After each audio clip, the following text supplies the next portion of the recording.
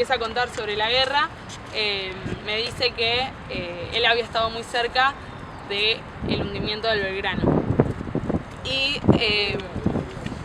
él vio como la gente que estaba en el agua, que estaba viva, que estaba ahogándose por la temperatura del agua, etc., que no había muerto por la explosión, no era rescatada.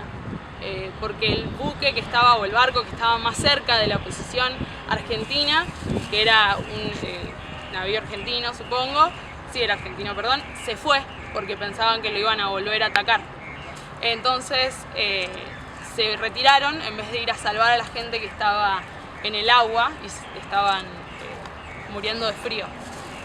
Por lo tanto, él y toda su tripulación quedaron muy impactados por el tema, y ellos fueron a rescatar a gente del agua.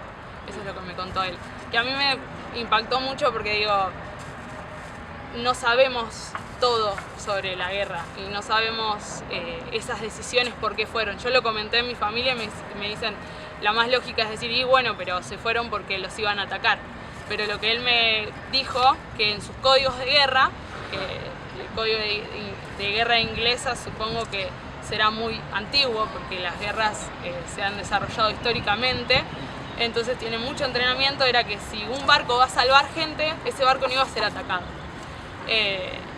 Entonces ellos quedaron completamente impactados por esa imagen de ver la gente en el agua sin ser rescatada por su propio bando, digamos. Entonces esa es de las partes que más me choqueó.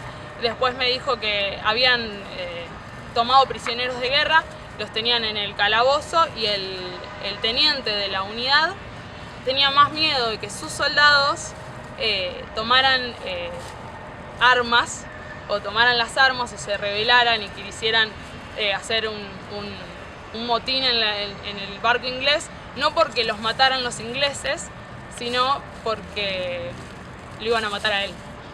Entonces tenía miedo por cómo había sido él con los soldados, supongo, y eso también me lo contaba Martin Bradford, que es el que me recibió en Londres y me dio toda esta información.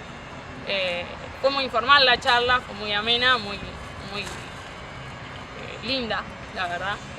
Se abrió bastante y me dijo que él había tenido muchos problemas cuando volvió, de alcoholismo, mucha depresión, y yo le pregunté si había tenido ayuda psicológica cuando había vuelto de la guerra. Y me dijo que sí, que el Estado les daba todas las herramientas y que ellos tenían mucho apoyo entre ellos también, como supongo que habrá pasado acá, pero lo más importante, y que yo contrasto, es la ayuda del Estado como principal herramienta, que es el que tiene que velar por la salud y contención de sus habitantes.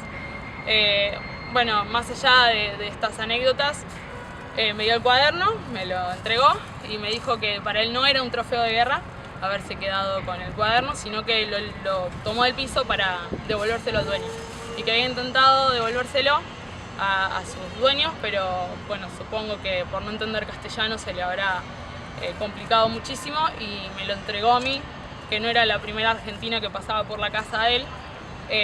Simplemente hice una pregunta correcta para empezar el tema de conversación y me lo dio. Así que lo traje y ahora está con sus dueños, con Gustavo y con su unidad, supongo, que vendrán a ver el cuaderno.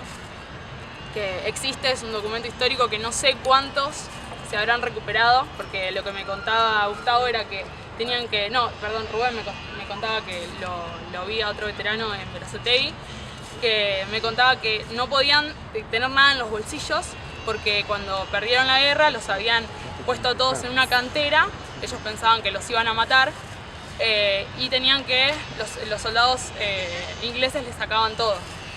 No les dejaban tener nada encima por las dudas, pero al final los dejaron libres y no mataron a nadie, ya se había terminado la guerra, no pasó lo que ellos pensaban.